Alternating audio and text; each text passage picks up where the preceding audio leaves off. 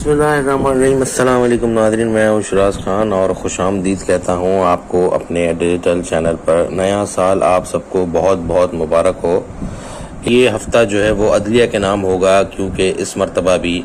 Supreme court में कुछ अहम केसेस लगे हुए हैं, इसी तरह इस्लामाबाद हाई कोर्ट में लगे हैं, इसी तरह सेशन कोर्ट्स में भी जो केसेस हैं अहम वो उनके मुकदमात की समाअत है। सबसे पहले तो सुप्रीम कोर्ट में समाअत है 62(1)F के तहत जो नाअहलियाँ हुई हुई हैं ताहयात, उन्हीं पर जो है वो कल समाअत होगी और समाअत में देखते हैं क्या रिलीफ मिलता है, क्योंकि जो बेंच तश्कील दिया गया है उसके हिसाब से तो जजेस के रिमार्क्स डायरेक्ट नहीं लेकिन इनडायरेक्टली आ चुके हैं कि 62(1)F की जो सज़ा है वो 5 साल से ज़्यादा नहीं होती, क्योंकि आइन में इसकी मुद्दत जो है वो तायन नहीं है। लेकिन सुप्रीम कोर्ट ने नवाज शरीफ और जहांगीर तरीन को ताहयात नाअहल किया था, इस वजह से इसको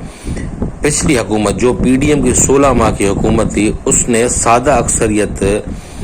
से असेंबली में एक एक्ट पास किया था, जिसमें उन्होंने कहा था कि इलेक्शन एक्ट में नाअहली की सज़ा 5 साल होती है, जबकि तकरीबन आज भी सारे मुल्क के बहुत बहुत बड़े बड़े वकला और साफ़ी साहिबान, तज्ज़िया निगार साहिबान और सिविल सोसाइटी, यहाँ तक कि खुद नून लीग भी यही समझती है कि नवाज शरीफ साहब नाअहल हैं और उनको अहल करने के लिए पार्लियामेंट में 2/3 अक्सरियत चाहिए, जिसके बाद तरमीम होगी, ना कि किसी सादा अक्सरियत एक्ट के थ्रू। तो सुबह उस केस की आज समाअत है जिसमें चीफ जस्टिस काजी फाइज ईसा ने बेंच तश्कील दिया है, जो 7 रुकनी बेंच है। आप सबको याद दिलाता चलूं कि 5 रुकनी बेंच ने मियां नवाज शरीफ को ताहयात नाअहल करार दिया था। इस वजह से ही इस मरतबा 7 रुकनी बेंच बनाया गया है कि अगर कोई फैसला और किस जज का इख्तलाफी नोट भी हो तो वो 1 या 2 मेंबर का हो या 1 मेंबर का ही हो, ज़्यादा का नहीं हो। इसी तरीके से बैरिस्टर एतजाज अहसन की जो है वो एक पिटिशन लगी हुई है जबरी गुमशुदगियों की, जिसमें उन्होंने सियासी कारकुनान और जो भी आज तक पीटीआई के लोग गायब हुए हैं उनके बारे में उनकी पिटिशन लगी है। कल उसकी भी समाअत है, उसके हवाले से भी समाअत होगी, उसमें भी देखना है कि क्या होता है। अब तक उस पर कोई भी ऐसी पेशन गोई नहीं करी हुई। ये पहला मौका होगा कि एतजाज अहसन और काजी फाइज ईसा जो है वो आमने सामने होंगे। देखते हैं जजेस के क्या रिमार्क्स होते हैं, देखते हैं क्या एतजाज हसन दलाइल देंगे। उसके अलावा नैब में जो है वो नैब ने भी इस्लामाबाद हाई कोर्ट का फैसला चैलेंज कर दिया है, जिसमें नैब ने कहा है कि सज़ा याफ्ता की नाअहली की मुद्दत जो 10 साल बहाल करने का हुक्म है उसके लिए वो इस्लामाबाद हाई कोर्ट में उसने जस्टिस मोहसिन अख्तर ज्ञानी और जस्टिस रिफ़त इम्तियाज़ जो है वो इस केस की समाअत करेंगी। जो सिंगल बेंच का फैसला है उसकी जो नाअहली की मुद्दत सिंगल बेंच का फैसला है उसकी 5 साल की मुद्दत है, उसको 5 साल से 10 साल किया जाए,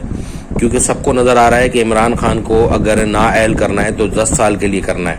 उसके अलावा इमरान खान और बुशरा बीबी के खिलाफ इद्दत के निकाह के केस की समाअत भी जुडिशल मैजिस्ट्रेट कुदरतुल्लाह करेंगे। इमरान खान ने सलमान अकरम राजा की खिदमात इस केस में ली हैं और आज इस केस की भी समाअत जो है वो है और इसमें इसके अंदर कार्रवाई को आगे बढ़ने का इम्कान है। अलावा इमरान खान और बुशरा बीबी की जमानत पर समाअत एडिशनल सेशन जज ताहिर अब्बास सुपरा आज करेंगे। तवील अरसे से ज़ेर इल्तवा जमानत की दरख्वास्तों पर फैसले करीब हैं। बज़ाहिर जमानतें खारिज होने का इम्कान नहीं, कोई अनहोनी हो जाए तो कुछ कह नहीं सकते। उसके अलावा इस्लामाबाद हाई कोर्ट में मौजूदा इलेक्शन ट्रिब्यूनल अपने काम का आगाज़ आज से करेगा। जस्टिस अरबाब मोहम्मद ताहिर वकील शुएब शाहीन की 3 अपीलों पर समाअत करेंगे, जिसमें शुएब शाहीन ने ये अपीलें दायर करी हैं कि हमारे जो रहनुमा हैं जिनके कागजात रिटर्निंग अफसरान ने मुअत्तल किए हैं या हमारे जो रहनुमा हैं उनके रिटर्निंग अफसरान ने कागजात मुस्तरद कर दिए, उस हवाले से ये पिटिशन है। उसके अलावा मंजूर पश्तीन जो कुछ अर्सा कबल गिरफ्तार थे उनकी भी दरख्वास्त जमानत इस्लामाबाद की सेशन अदालत में लगी हुई है। देखते हैं कि ज़मानत होती है या नहीं होती, क्योंकि ज़मानत होने के इम्कानात हैं, क्योंकि शरीक मुल्ज़मान की ज़मानतें हो चुकी हैं। इसी तरीके शहरयार आफरीदी ने भी दरख्वास्त दायर कर रखी है कि मुझ पर जितने भी मुकदमात हैं उनकी तफसीलात फराम की जाएँ ताकि मैं उन मुकदमात में ज़मानत करके अपना इलेक्शन में हिस्सा ले सकूं। ये भी इस्लामाबाद हाई कोर्ट में शहरयार आफरीदी की दरख्वास्त दायर है। देखते हैं अब कल का दिन कैसे गुजरता है। जहां तक नवाज शरीफ की नाअहली का ताल्लुक है तो उसमें यही बताया जा रहा है अब तक कि हो सकता है कि नवाज शरीफ को جو فیصلہ ہے جو ان کے حق میں آ جائے، جو فیصلہ ہے وہ نواز شریف کے حق میں آ جائے، کیونکہ نواز شریف کے کاغذات نامزدگی بھی سب کو پتہ ہے کہ منظور ہو چکے ہیں، اور یہ ججز اپنے مائنڈ دے چکے ہیں پہلے کہ نااہلی سزا اگر ختم ہو گئی ہے تو پھر نااہلی کس چیز کی۔ تو اب دیکھتے ہیں کہ اس ہفتے کیسے سپریم کورٹ، اسلام آباد ہائی کورٹ اور سیشن کورٹ کیا فیصلے کرتی ہیں ان کیسز میں۔ بظاہر تو یہ نظر آتا ہے کہ قانون کے مطابق اس ملک میں اب تک کچھ بھی نہیں ہو رہا۔ سپریم کورٹ نے حکم دیا تھا الیکشن کمیشن کو کہ صاف شفاف الیکشن کرانے، لیکن الیکشن کمیشن کا ایکٹ ساری قوم نے دیکھ لیا، سارے اداروں نے دیکھ لیا، ساری این جی اوز نے دیکھ لیا، اور آج تو سپریم کورٹ، آج تو پھر الیکشن کمیشن نے پیمرا کو بھی لیٹر لکھ دیا ہے کہ جو ٹی وی پر جو سرویز ہو رہے ہیں ان کو بھی بند کر دیا جائے، ان کو بھی ٹی وی پر نہیں دکھایا جائے۔ تو یہ ہفتہ عدلیہ کے نام ہی رہے گا۔ عمران خان اور نواز شریف جو ہے وہ عدالتوں کے رحم و کرم پر ہیں، اور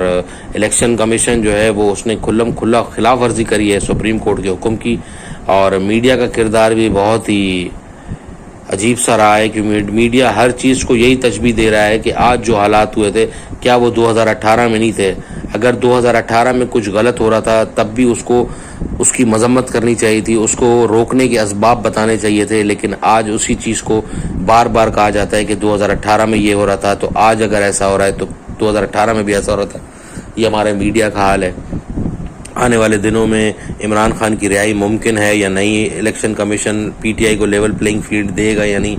یہ دیکھتے ہیں۔ اب کل کی سماعت ہوگی عدالتوں میں یہی بتایا جا رہا ہے کہ نواز شریف کو ریلیف ملے گا، جہانگیر ترین کو ریلیف ملے گا، عمران خان کی طرف ریلیف کا کوئی بھی چانس نہیں ہے، کیونکہ سہیل وڑائچ اور انصار عباسی صاحب کے کالم آج جو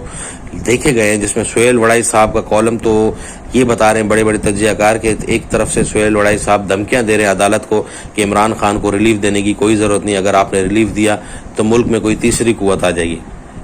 آئین پر قاضی فائز عیسیٰ آئین پر عمل درآمد کرانے کے لیے بھرپور اقدامات اٹھا رہے ہیں، اور الیکشن پر بھی آپ سب نے دیکھا کہ انہوں نے کیسے الیکشن کمیشن کو